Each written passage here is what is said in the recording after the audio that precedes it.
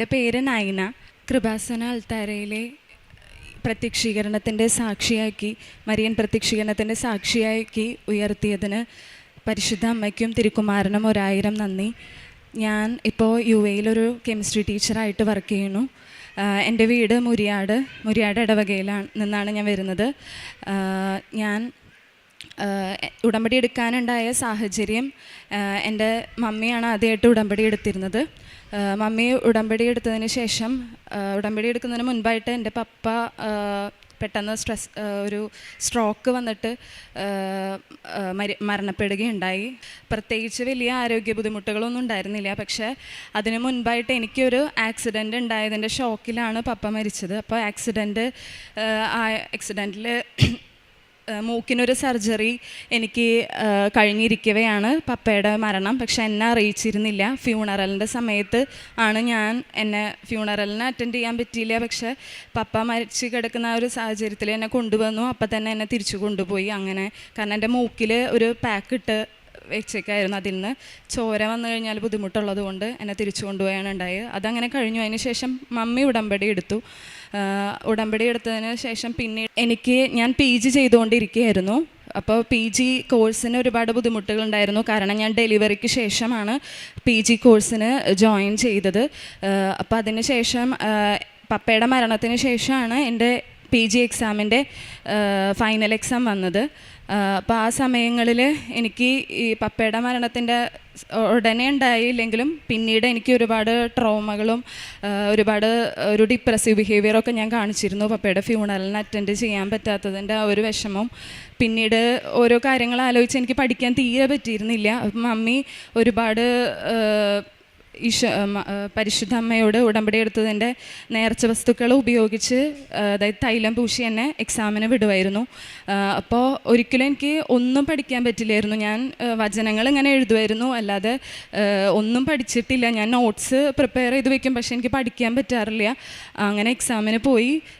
എക്സാമിന് ഉടമ്പടി വസ്തുക്കൾ ഉപയോഗിച്ചതിൻ്റെ ആ ഒരു ഫലമായിട്ടാണെന്ന് എനിക്ക് ഉറച്ച വിശ്വാസമുണ്ട്. എനിക്ക് ഓവറോൾ A ഗ്രേഡ് കിട്ടിയിട്ട് ഞാൻ PG കോഴ്സ് പാസ്സാവാണ് ഉണ്ടായത്. അതിൽ പ്രത്യേകിച്ച് എടുത്ത് പറയേണ്ടത് എൻ്റെ പ്രൊജക്റ്റാണ്. പ്രൊജക്റ്റ് എൻ്റെ അതേ വിഷയവും അതിൻ്റെ സിമിലർ ആയിട്ടുള്ള വിഷയങ്ങൾ എടുത്തവർക്ക് ഒരുപാട് ചോദ്യങ്ങൾ വൈവയിലൊക്കെ ചോദിക്കുകയുണ്ടായി. പക്ഷേ എൻ്റെ അടുത്ത് not by merit but by grace എന്നുള്ളൊരു വാക്യത്തിനെ അനുവർത്തമാക്കിയിട്ട് എൻ്റെ അടുത്ത് ഒരു ചോദ്യങ്ങളും ചോദിക്കുകയുണ്ടായില്ല. അതുപോലെ തന്നെ വൈവയിൽ എനിക്ക് O ഗ്രേഡാണ് കിട്ടിയത്, അതായത് ഔട്ട്സ്റ്റാൻഡിങ് എന്നാണ് അതിൻ്റെ അർത്ഥം. അപ്പോൾ അങ്ങനെ ഒരു സംഭവം ഉണ്ടായി. അത് ഞാൻ എൻ്റെ മമ്മിയാണ് ഉടമ്പടി എടുത്തിരുന്നത്. ഉടമ്പടി വസ്തുക്കൾ ഉപയോഗിച്ചതിൻ്റെ ഒരു സാക്ഷിയാണ്. അതിനുശേഷം ഞാൻ ഉടമ്പടി എടുക്കാനായിട്ട് ഒരുപാട് ആഗ്രഹിച്ചിരുന്നു, പക്ഷെ വരാനായിട്ടുള്ള സാഹചര്യം ഉണ്ടായില്ല. അതിനുശേഷം ഫെബ്രുവരി 14 2025 ഫെബ്രുവരി 14 ആദ്യമായിട്ട് ഞാൻ ഉടമ്പടി എടുക്കുന്നത്. അപ്പോൾ ഞാൻ കോഴ്സ് കഴിഞ്ഞിട്ട് ഒരു 8 മാസമായിട്ടുണ്ടായിരുന്നു. അപ്പോൾ 8 മാസം കഴിഞ്ഞിട്ടും എനിക്ക് യാതൊരു വിധത്തിൽ, ഒരുപാട് ഇൻ്റർവ്യൂസ് അറ്റൻഡ് ചെയ്തു, യാതൊരു വിധത്തിൽ ഉള്ള ജോലിയും ലഭിച്ചിരുന്നില്ല. എനിക്കൊരു അധ്യാപികയാവണമെന്ന്. B.Ed അതിന് മുൻപ് കഴിഞ്ഞതാണ്. PG കഴിഞ്ഞിട്ടാണ് 8 മാസം വെറുതെ ഇരുന്നത്. പക്ഷേ ഒരു ജോലിയും ശരിയാവാതെ ഞാൻ ഉടമ്പടി എടുക്കാനായിട്ട് വന്നു. അതിനുശേഷം ഉടമ്പടി എടുത്തതിന് ശേഷം ഉടമ്പടി അവസാനിക്കുന്നതിന് 1 മാസം മുൻപായിട്ട് അതായത് ഞാൻ 10 വരെ പഠിച്ച അതേ സ്കൂളിൽ തന്നെ ഒരു ഇംഗ്ലീഷ് അധ്യാപികയായിട്ടാണ് എനിക്ക് ജോലി ലഭിച്ചത്. അതും നോട്ട് ബൈ മെറിറ്റ് ആണ്. കാരണം എന്താണെന്ന് വെച്ച് കഴിഞ്ഞാൽ ഞാനൊരു കെമിസ്ട്രി അധ്യാപികയാണ്, അല്ലെങ്കിൽ എനിക്ക് സയൻസാണ് എടുക്കാനായിട്ട് സാധിക്കുള്ളൂ. പക്ഷെ അവിടെ പെട്ടെന്ന് 10 ഇംഗ്ലീഷ് അധ്യാപികയുടെ വേക്കൻസി വന്നു. അപ്പോൾ എൻ്റെ അടുത്ത് അപ്പം ആദ്യകാലങ്ങളിൽ വേറെ സബ്ജക്റ്റുകാരും നമ്മൾ എടുത്തിരുന്നു. അപ്പോൾ എനിക്കൊരിക്കലും ഇംഗ്ലീഷ് കൈകാര്യം ചെയ്യാൻ അറിയില്ല എന്ന് എനിക്കറിയാം, മാതാവിനും അറിയാം. പക്ഷേ മാതാവ് എന്നെ ക്ലാസ്സിൽ കയറ്റുമ്പോൾ അത്രയും ശക്തമായിട്ട് ഒരു കംപ്ലൈൻറ്റ് പോലും ആ ക്ലാസ്, അതായത് ആ ഇയർ കഴിയുന്നത് വരെ കേട്ടിട്ടില്ല. അതേ സബ്ജക്റ്റ് കൈകാര്യം ചെയ്യുന്നവരെ വരെ ഒരുപാട് കംപ്ലൈൻറ്റ്സ് കാരണം കൊണ്ട് സിസ്റ്റർ ഇടയ്ക്ക് വിളിപ്പിക്കാറുണ്ട്. പക്ഷെ എന്നെ മാതാവ് അത്രയും പവർഫുള്ളാക്കി, ഈശോയിലൂടെ പവർഫുള്ളാക്കിയിട്ട് എല്ലാ ദിവസവും ഞാൻ വിശുദ്ധ കുർബാന കാണുമായിരുന്നു. അതെനിക്ക് വലിയ ശക്തിയായിരുന്നു. അങ്ങനെ ഞാൻ ആ ഒരു ഇയർ അവസാനിപ്പിക്കുന്നതിന് മുൻപ് തന്നെ എനിക്ക് ഹസ്ബൻഡിൻ്റെ കൂടെ വിദേശത്തേക്ക് പോകാനായിട്ടുള്ളൊരു സാഹചര്യം ലഭിക്കുകയാണ് ഉണ്ടായത്. അപ്പോൾ അതിന് ശേഷം ഞാൻ ഉടമ്പടിയിൽ നന്നായിട്ട് ഉഴപ്പാനായിട്ട് തുടങ്ങി. അതിൻ്റെ ആ ഒരു അനുഗ്രഹങ്ങളും ഫീലൊക്കെ മറന്നു. അതിനുശേഷം വിദേശത്തെത്തി. അപ്പോൾ എനിക്ക് എത്രയും പെട്ടെന്ന് ജോലി ലഭിക്കും എന്നുള്ളൊരു മെറിറ്റ് അവിടെ ഹസ്ബൻഡ് എന്നെ പറഞ്ഞ് ധരിപ്പിച്ചിരുന്നു. കാരണം അദ്ദേഹത്തിൻ്റെ ഒരുപാട് കൂട്ടുകാരവിടെ ഉണ്ടായിരുന്നു. എനിക്ക് ജോലി എന്തായാലും കിട്ടും എന്നുള്ള ഒരു ഉറപ്പായിരുന്നു. പക്ഷേ ഞങ്ങളവിടെ എത്തി കുറച്ച് കഴിയുമ്പോഴേക്കും യുദ്ധം സ്റ്റാർട്ട് ചെയ്തു. അപ്പോൾ ഒരു കാരണവശാലും എനിക്ക് ജോലി ലഭിക്കില്ല എന്നുള്ള കാര്യം എനിക്ക് മനസ്സിലായി. അതിനുശേഷം ഞാൻ പിന്നീടാണ് എനിക്ക് മനസ്സിലായത്. കാരണം ഞാൻ ഉടമ്പടിയിൽ ഒരുപാട് ഉഴപ്പി. അത്രയും നാൾ ഞാൻ ചെയ്തിരുന്ന ജീവകാരുണ്യ പ്രവർത്തനങ്ങളും പ്രേക്ഷിത പ്രവർത്തനങ്ങളും പിന്നെ പ്രത്യക്ഷീകരണ പ്രാർത്ഥന അങ്ങനത്തെ എല്ലാ സംഭവങ്ങളും ഞാൻ സ്റ്റോപ്പ് ചെയ്തിട്ടുണ്ടായിരുന്നു. അപ്പോൾ ഞാൻ ആദ്യം തന്നെ ലൈറ്റ് ക്യാൻഡിൽ പ്രയർ റിക്വസ്റ്റ് ഇടാണ് ചെയ്തത്. ഞാൻ പരിശുദ്ധ അമ്മയെ ഓർത്ത ഉടനെ തന്നെ ലൈറ്റ് ക്യാൻഡിൽ പ്രയർ റിക്വസ്റ്റ് ഇട്ട ഉടനെ ഈ യുദ്ധത്തിൻ്റെ കാലാവധിയുടെ ഇടയിൽ തന്നെ എനിക്ക് ഇൻ്റർവ്യൂസ് കിട്ടാനായിട്ട് തുടങ്ങി. അതിനുശേഷം എനിക്ക് ഉടമ്പടി എടുക്കുന്ന ഭയങ്കരമായിട്ട് ഉള്ളിൽ നിന്നൊരു ബോധ്യം ലഭിച്ചു. അതിനുശേഷം ഞാൻ വചനം എടുത്തപ്പോൾ ഉടമ്പടിനെക്കുറിച്ച് സംസാരിക്കുന്ന ഒരു വചനം എനിക്ക് ലഭിക്കാനുണ്ടായത്. അങ്ങനെ ഞാൻ ഉടമ്പടി എടുത്ത് 3-ാം ദിവസം തന്നെ റാസൽ ഖൈമയിലെ, അതായത് UAE തന്നെയുള്ള ഒരു വലിയ സ്കൂളിൽ എനിക്ക് ഒരു ഇൻ്റർവ്യൂ കോൾ വരികയാണ് ചെയ്യുന്നത്. ആ ഇൻ്റർവ്യൂ കോളിൻ്റെ പ്രത്യേകത എന്താണെന്ന് വെച്ച് കഴിഞ്ഞാൽ അതൊരു അക്കാദമിക് ഇയറിൻ്റെ പകുതി, അതായത് 2-3 മാസം കഴിഞ്ഞിരുന്നു. ആ സമയത്ത് സാധാരണ UAE ടീച്ചർ റിക്രൂട്ട്മെൻ്റ് ഒന്നും നടക്കാത്തതാണ്. പക്ഷേ ഒരു ടീച്ചറിൻ്റെ ഹെൽത്ത് ഇഷ്യൂ കാരണം കൊണ്ട് അവർ പോയ കാരണം കൊണ്ടാണ് എന്നെ വിളിച്ചത്. അത് കഴിഞ്ഞ് ഞാൻ പോയി. എനിക്ക് ഇംഗ്ലീഷ് ഭാഷ അവിടെ നന്നായിട്ട് കൈകാര്യം ചെയ്യാൻ അറിയണം. കാരണം ടീച്ചേഴ്സ് ആകുമ്പോൾ അവിടെ കമ്മ്യൂണിക്കേഷൻ നന്നായിട്ട് വേണം. പക്ഷേ പ്രിൻസിപ്പളിൻ്റെ റൂമിൽ പോയപ്പോൾ എനിക്ക് എൻ്റെ പപ്പേനെ കാണുന്ന പോലെയാണ് പ്രിൻസിപ്പളിനെ തോന്നിയത്. അത്രയും മലയാളത്തിൽ സംസാരിക്കുന്നത് പോലെ ഞാൻ ഇംഗ്ലീഷിൽ സംസാരിച്ചു. അതെങ്ങനെയാണെന്ന് എനിക്ക് അറിഞ്ഞുകൂടാ. ഞാൻ ഉടമ്പടി വസ്തുക്കൾ, അതായത് കാശുരൂപം എൻ്റെ കയ്യിൽ മുറുകെ പിടിച്ചിരുന്നു. ഉടമ്പടി ഉപ്പെൻ്റെ, അതായത് ഞാൻ അവിടെ ഓൺലൈനായിട്ട് ഉടമ്പടി എടുത്ത കാരണം കൊണ്ട് ബാക്കിയുള്ള ഉടമ്പടി വസ്തുക്കൾ എൻ്റെ കയ്യിലുണ്ടായിരുന്നില്ല. പക്ഷേ ആദ്യമായിട്ട് ഉടമ്പടി എടുത്തതിൻ്റെ ഉടമ്പടി കാശുരൂപം ഞാൻ മുറുകെ പിടിച്ചിട്ടാണ് ഇൻ്റർവ്യൂ അറ്റൻഡ് ചെയ്തിരുന്നത്. വളരെ നന്നായിട്ട് പ്രിൻസിപ്പൽ ഇൻ്റർവ്യൂ അറ്റൻഡ് ചെയ്യാൻ എനിക്ക് സാധിച്ചു. അതിനുശേഷം പിറ്റേ ദിവസം തന്നെ ഡെമോ ക്ലാസ്സിന് വരാനായിട്ട് പറഞ്ഞു. പിറ്റേ ദിവസം തന്നെ ഡെമോ ക്ലാസ്സിന് വന്നു. പക്ഷേ ഞാൻ ആ സമയത്ത് കംപ്ലീറ്റ് ആയിട്ട് ബ്ലാങ്കായിപ്പോയി. പക്ഷേ അതിനുശേഷം ക്ലാസ്സിന് ശേഷം തിരിച്ച് പ്രിൻസിപ്പൾ വീണ്ടും വിളിപ്പിച്ചിട്ട് ആൾ പറഞ്ഞു, നിൻ്റെ ലാംഗ്വേജ് നല്ലതാണ്. അതായത് ഞാൻ ക്ലാസ്സിന് ഫുള്ള് തപ്പലായിരുന്നു. എനിക്കതറിയാം, എൻ്റെ ഈശോയ്ക്കും എൻ്റെ അമ്മയ്ക്കും അറിയാം. പക്ഷേ പ്രിൻസിപ്പളിന് അത് തോന്നിയത് വളരെ നന്നായിട്ടാണ് ഞാൻ ക്ലാസ് എടുത്തതെന്നാണ്. ആൾക്ക് എൻ്റെ ലാംഗ്വേജ് ഇഷ്ടപ്പെട്ടു എന്ന് പറഞ്ഞ് പിറ്റേ ദിവസം തന്നെ എനിക്ക് അന്ന് തന്നെ ഓഫർ ലെറ്റർ കിട്ടി. ഇവിടെ എനിക്ക് അതായത് വളരെ കുറവ് ശമ്പളത്തിൽ ആണ് ഞാനിവിടെ ജോലി ചെയ്തിരുന്നത് നാട്ടിൽ. പക്ഷേ അവിടെ എനിക്ക് 70,000-ന് മുകളിൽ ശമ്പളത്തോടു കൂടി ജോലി ലഭിക്കാനുണ്ടായത്. അതിനു മുൻപ് ഞാൻ ഉടമ്പടിയിൽ ഉഴപ്പിയ കാരണം കൊണ്ട് ഞാനൊരു കാര്യം ചെയ്തിരുന്നു. ഈ സാക്ഷ്യം ഞാൻ എൻ്റെ ഡയറിയിൽ, ആദ്യത്തെ സാക്ഷ്യം മുഴുവനും ഡയറിയിൽ എഴുതി എൻ്റെ മാതാവും ഈശോയും എൻ്റെ ജീവിതത്തിൽ ഇടപെട്ട എല്ലാ കാര്യങ്ങളും ഡയറിയിൽ എഴുതി ഈശോയ്ക്ക് സമർപ്പിച്ചിരുന്നു. മാപ്പ് പറഞ്ഞിരുന്നു ഞാൻ സാക്ഷ്യം പറയാതെയാണ് പോകുന്നതെന്ന്. എന്നിട്ട് എനിക്ക് 2 മാസം കഴിഞ്ഞ് പെട്ടെന്ന് അവിടെ വെക്കേഷൻ വന്നു, അതായത് സമ്മർ ബ്രേക്കാണിപ്പോൾ. അപ്പം ഞാൻ മാതാവിനെ സാക്ഷ്യം പറയാനായിട്ടിപ്പോൾ വന്നിരിക്കുകയാണ്.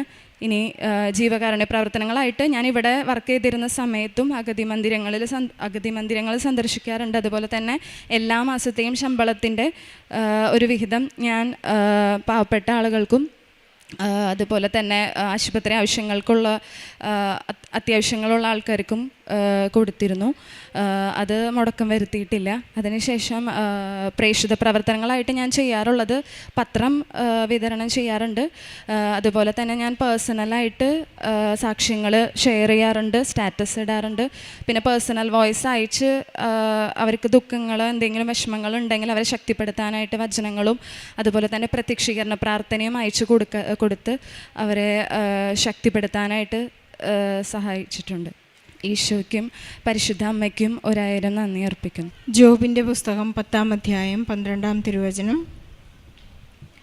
അങ്ങ് എന്നിൽ ജീവനും ഗാഢമായ സ്നേഹവും നിക്ഷേപിച്ചു. അങ്ങയുടെ പരിപാലന എൻ്റെ ആത്മാവിനെ സംരക്ഷിച്ചു. നയന എന്ന ഈ മകളുടെ പ്രത്യക്ഷീകരണ സാക്ഷ്യത്തിൽ നിന്ന് ദൈവപിതാവിൻ്റെ അഗാധമായ സ്നേഹത്തെക്കുറിച്ചാണ് ഈ മകൾക്കിവിടെ പറയാനുള്ളത്.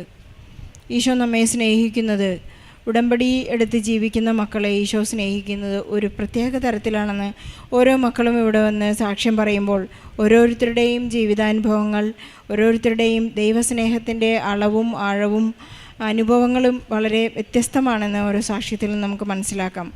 ബഹുമാനപ്പെട്ട ജോസഫ് അച്ഛൻ നമ്മെ ഓർമ്മിപ്പിക്കുന്നുണ്ട്. വളരെ ശ്രദ്ധയോടുകൂടി വേണം ഉടമ്പടി ധ്യാനങ്ങൾ പങ്കെടുക്കുവാൻ, ഉടമ്പടി ജീവിക്കുവാൻ. ആഴ്ചയിലൊരിക്കലുള്ള ഉപവാസ പ്രാർത്ഥന, കാരുണ്യ പ്രവൃത്തികൾ ചെയ്ത് ക്രിസ്തു കൈമാറ്റത്തോടെ വചനവായനയിൽ അടിയുറച്ച് വിശ്വാസ ജീവിതം പ്രാവർത്തികമാക്കി 2 ആഴ്ച കൂടുമ്പോൾ വിശുദ്ധ കുമ്പസാരം നടത്തി ഉടമ്പടി ജീവിക്കണം. അതുപോലെ തന്നെ ഈശോയ്ക്ക് വേണ്ടി മാത്രം മാറ്റിവെക്കുന്ന ഒരു ജീവിതം കൂടിയാണിത്. അതുകൊണ്ട് ഈ നൈനയ്ക്ക് ഇന്നിവിടെ പറയാനുള്ളത്, തനിക്ക് കിട്ടിയിരിക്കുന്ന ഒരു വലിയ ദുബൈയിലെ ടീച്ചർഷിപ്പ് ജോലി കിട്ടിയിരിക്കുന്നത് not by merit but by grace എന്ന ഉടമ്പടി അടിസ്ഥാനത്തിലാണ്. താനൊരു കെമിസ്ട്രി ടീച്ചറാണ്, PG ചെയ്തത് കെമിസ്ട്രിയിലാണ്. അതുകൊണ്ട് തന്നെ ഒരു സ്കൂളിൽ ഇംഗ്ലീഷ് ടീച്ചറായി ജോലി കിട്ടുക എന്നുള്ളത്, അതിൻ്റെ ഇൻ്റർവ്യൂസ്, വൈവ, അതെല്ലാം വളരെ സ്ട്രഗിളിലൂടെ കടന്നു പോകേണ്ടതാണ്. പക്ഷേ നേർച്ച വസ്തുക്കളുടെ ഉപയോഗം മൂലം ഒരു വളരെ ശക്തമായ ഒരു പ്രചോദനം തന്നോട് ചോദിക്കുന്നത് പറയുവാനും ഉത്തരം കൊടുക്കുവാനും കുട്ടികളുടെ മുന്നിലെല്ലാം നിന്ന് അത് ഡെമോ ചെയ്യുവാനൊക്കെയുള്ള വലിയ ശക്തി ഈ മകൾക്ക് ലഭിച്ചുവെന്ന് ഇവിടെ ഏറ്റു പറയുന്നുണ്ട്. ഉടമ്പടിയിൽ ദൈവസ്നേഹവും ദൈവാശ്രയവും വളരും. പക്ഷേ ആശങ്കയും നിരാശയും കൂടെ നിൽക്കും. കാരണം ദൈവസ്നേഹം സർവ്വതും അതിജീവിക്കുന്നതാണ്. സ്നേഹത്തെക്കുറിച്ചുള്ള മനോഹരമായ കാവ്യം വിശുദ്ധ പൗലോസ്ലീഹ പറയുന്നുണ്ട്. സ്നേഹം എല്ലാം അതിജീവിക്കുന്നു, സ്നേഹം എല്ലാം ക്ഷമിക്കുന്നു, സ്നേഹം എല്ലാം സഹിക്കുന്നു, സ്നേഹം ദീർഘക്ഷമയുള്ളതാണ്, ദീർഘശാന്തതയുള്ളതാണ്. അപ്പോൾ ഇതൊരു ഒക്കേഷണൽ റിലേഷൻ അല്ല, അത് ദൈവവുമായിട്ടുള്ള അഗാധമായ ഒരു ബന്ധത്തിൻ്റെ നമ്മെ നിത്യതയിലേക്ക് എത്തിക്കുന്നതാണ്. ഈശോയെ സ്നേഹിക്കുന്നത് മൂലം എന്തെല്ലാം മാറ്റങ്ങളാണ് എന്നിൽ വന്നിട്ടുള്ളതെന്ന് ഉടമ്പടി ചെയ്ത മക്കളിവിടെ ഏറ്റു പറയുന്നുണ്ട്. സമയം അനുകൂലമാണെങ്കിലും അല്ലെങ്കിലും ദൈവരാജ്യം പ്രഘോഷിക്കുവാനുള്ള സാധ്യമാകുന്നു എന്നുള്ളതാണ് ഉടമ്പടി ജീവിതത്തിൽ നമുക്ക് ലഭിക്കുന്ന വലിയ ഒരു ആശ്വാസവും വലിയൊരു സാധ്യതയും. ഇന്ന് ഈ മകൾക്ക് പറയാനുള്ളത്, ഞാൻ സാക്ഷ്യം പറയാൻ വൈകിപ്പോയി, അതിനെ റെമഡിയായി ഞാൻ എൻ്റെ ഡയറിയിൽ തന്നെ ഈശോയോട് മാപ്പ് പറഞ്ഞ് ഞാൻ സാക്ഷ്യം പറഞ്ഞിരുന്നു. നമുക്കറിയാവുന്നതുപോലെ ഉടമ്പടി ഉടൻ പരിഹാരമാണ്. ഉടൻ പരിഹാരം ലഭിക്കണമെങ്കിൽ നമുക്ക് എപ്പോഴും റിക്കൺസിലിയേഷൻ ആവശ്യമാണ്. നമ്മുടെ പശ്ചാത്താപവും നമ്മുടെ പാപങ്ങളുടെ ഏറ്റുപറച്ചിലുമാണ് നമുക്ക് അനുഗ്രഹം പെട്ടെന്ന് കൈവരിക്കാനുള്ള ഏറ്റവും വലിയ മാർഗം. അതുകൊണ്ട് തന്നെ നമ്മുടെ റിപ്പൻറ്റൻസ്, അതുപോലെ ബ്ലെസ്സിങ്സ് ഒരു നാണയത്തുട്ടിൻ്റെ 2 വശം പോലെ എപ്പോഴും നാം ഏറ്റുപറഞ്ഞ് പ്രാർത്ഥിക്കുമ്പോൾ, അങ്ങ് മാത്രമല്ലാതെ എനിക്ക് വേറെ ആരുമില്ല, എൻ്റെ പ്രഥമ സ്ഥാനം ഈശോയ്ക്കാണ് എന്ന് ഏറ്റുപറയുന്നതാണ് ഈ ഉടമ്പടി ജീവിതം. നമുക്ക് ഈശോയോട് എപ്പോഴും വിശ്വസ്തരായിരിക്കാം, ഉടമ്പടിയിൽ മുന്നേറാം. സമാനമായ പ്രതിസന്ധികളിലൂടെ കടന്നു പോകുന്ന എല്ലാ മക്കളെയും നൈനയുടെ ഈ സാക്ഷ്യത്തോട് ചേർത്ത് വെച്ച് പ്രാർത്ഥിച്ചുകൊണ്ട് ഈശോയ്ക്കും പരിശുദ്ധ അമ്മയ്ക്കും നല്ലൊരു കയ്യടി നൽകി ഈ സാക്ഷ്യം നമുക്ക് സമർപ്പിക്കാം. അത്യപൂർവ ദൈവാനുഭവങ്ങൾ ഇനി നിങ്ങൾക്കും സ്വന്തം. ഈ യൂട്യൂബ് ചാനൽ ഇതുവരെ സബ്സ്ക്രൈബ് ചെയ്തിട്ടില്ലെങ്കിൽ ഇപ്പോൾ തന്നെ സബ്സ്ക്രൈബ് ചെയ്യുക. ഈ വീഡിയോ ഇപ്പോൾ തന്നെ നിങ്ങളുടെ സുഹൃത്തുക്കൾക്ക് ഷെയർ ചെയ്തുകൊണ്ട് കർത്താവിൻ്റെ പ്രേക്ഷിതരാകുക.